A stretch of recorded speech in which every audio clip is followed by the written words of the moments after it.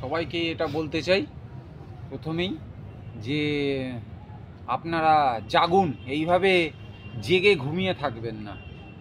আজ আমাদের পশ্চিমবঙ্গ যেভাবে অন্ধকারের দিকে চলে যাচ্ছে, বাবা মারা পড়াশোনা শিখিয়ে ছেলে মেয়েদেরকে যেভাবে বেকারত্বের জ্বালায় জ্বলতে দেখছে, অথবা যদি কাজের খোঁজেও তাদেরকে যেভাবে বাইরে চলে যেতে হচ্ছে, এই রাজ্য যেভাবে বৃদ্ধাশ্রম হয়ে যাচ্ছে, এর থেকে মুক্তি পাওয়ার জন্য আমাদের এই আন্দোলন চলছে।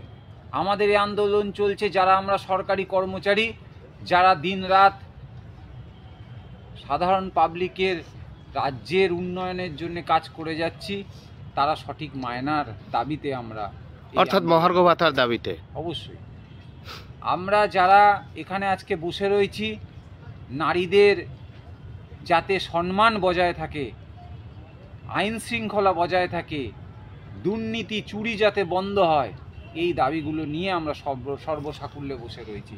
আজকে আমাদের এই অবস্থান 393 দিন পার হয়ে গেছে, সরকার নির্বিকার। দ্বিতীয় দফায় 35 দিন অনশন পার হয়ে গেছে, সরকার নির্বিকার। কারণ এই সরকারটাই বেআইনি একটা সরকার। যদি সরকার সঠিক হতো তাহলে অবশ্যই আমাদের এই দাবি দাবা নিয়ে আলোচনায় বসতো। আজকে অন্যান্য রাজ্যগুলো যেটা পারে, আমাদের রাজ্য পারে না। আমরা লজ্জিত, আমরা পশ্চিমবঙ্গবাসী হিসেবে, এবং পশ্চিমবঙ্গবাসীর এরকম ধরনের একজন মুখ্যমন্ত্রী পাওয়ার জন্য আমরা লজ্জিত, যে মুখ্যমন্ত্রী নাকি একজন নারী, যে নারীদের সুরক্ষা দিতে পারে না। আমরা লজ্জিত যে মুখ্যমন্ত্রী বলে বাংলা এগিয়ে, আজকে ভারতবর্ষের মধ্যে সবথেকে পিছিয়ে পড়া রাজ্যের মধ্যে বাংলা। আজকে আমাদের এই আন্দোলন চলছে এবং চলবে যতক্ষণ না আমাদের এই দাবি দাওয়া মিটছে। কারণ আমাদের এই দাবি অন্যায় দাবি নয়, আমাদের দাবি ন্যায্য দাবি। আমরা সাধারণ মানুষের জন্য লড়ছি।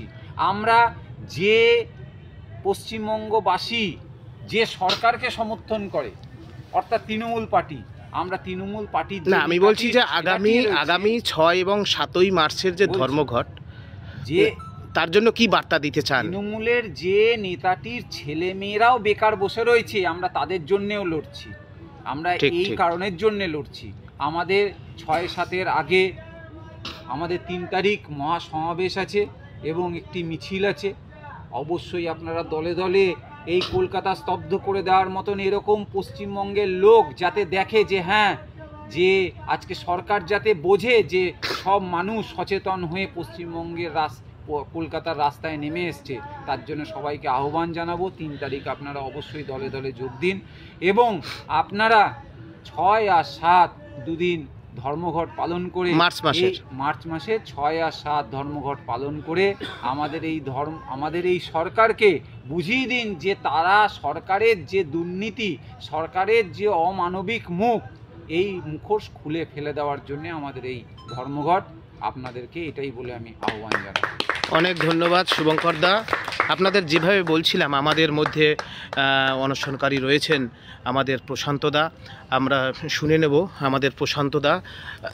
দাদা, এই যে সংগ্রামী যৌথ মঞ্চের নেতৃত্বে আগামী 6 এবং 7ই মার্চের যে ঐতিহাসিক ধর্মঘট, সেই ধর্মঘটটা মূলত কিসের জন্য আপনারা ডাক দিয়েছেন, সেটা যদি একটু আপনি বলেন। এই ধর্মঘট করার প্রধান কারণ হচ্ছে, আজ পশ্চিমবঙ্গে প্রায় 6.5 লক্ষ শূন্যপদ ফাঁকা।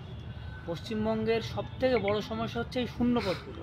এরপরে আছে যে বকেয়া মহার্ঘ ভাতা দেওয়া হচ্ছে না। ভারতবর্ষের অন্য সমস্ত রাজ্য যেখানে এআইসিপিআই মেনে বকেয়া মহার্ঘ ভাতা দিতে পারে, আমাদের রাজ্য ইচ্ছা করলে পারে। মুখ্যমন্ত্রী যখন আমাদের কোর্টে যখন অর্ডারে আমাদের সঙ্গে বসতে বাধ্য হলো, তখন আমাদের মুখ্য সচিব স্বীকার করে নিয়েছে যে ডিএ খাতে কেন্দ্র থেকে কোনো বাকি নেই। উনি যখন এই যে কথাগুলো বলে যে কেন্দ্র থেকে পাই না, মহার্ঘ ভাতা খাতে বা চাকরি দেওয়ার খাতে কোনো একটা পয়সা বাকি নেই। মুখ্যমন্ত্রী এটা সবাইকে ভুল বোঝায়। হ্যাঁ, একটা সংযোজন করে দিই, বলুন। আমি 3 তারিখে যে মহামিছিল আছে, এই মহামিছিলের জন্য একটা বার্তা দিতে চাইব পশ্চিমবঙ্গের সমস্ত ছাত্র সংগঠনকে। মানে দেখুন আজ পশ্চিমবঙ্গে এসএফআই, টিএমসিপি, সিপি, এবিভিপি এরকম অনেক ছাত্র সংগঠন আছে। ছাত্ররা ভবিষ্যতে কিন্তু বড় একটা চাকরি করবে। আজ কোনো রাজনৈতিক দলের সংগঠনগুলো তাদের হয়ে কোনো আন্দোলন তোলে না। কোনো দল আজ অব্দি আন্দোলন তোলেনি যে আমার এই 6.5 লক্ষ শূন্যপদ পূরণ করতে হবে। আমি সেই ছাত্র সংগঠনের উদ্দেশ্যে হাত জোড় করে আবেদন করব, ভাই বোন, আমরা একমাত্র সংগঠন যারা তোমাদের জন্য লড়ছি। আজ আমাদের আন্দোলনের জন্য মুখ্যমন্ত্রী বাজেটে ঘোষণা করতে বাধ্য হয়েছে 5 লক্ষ চাকরি দেব। তোমরা তোমাদের রাজনৈতিক দলকে, তোমাদের মাতা সংগঠনকে চাপ দাও, আমাদের এই নিয়োগটা দিতে হবে, নইলে তোমাদের জন্য আমরা মঞ্চ তৈরি করে দিয়েছি। সংগ্রামী যৌথ মঞ্চ তোমাদের আহ্বান করছে 3 তারিখের মহামিছিলে আমাদের সঙ্গে তোমরাও যোগ দাও। এই লড়াই আমাদের থেকে তোমাদের জন্য বেশি, এই লড়াই তোমাদের ভবিষ্যতের জন্য। সমস্ত সরকারি কর্মচারী তাদের অনুরোধ করব, আপনারা সবাই 3 তারিখের মহামিছিলে যোগ দিন। 6 তারিখ 7 তারিখে ধর্মঘটে সামিল হন।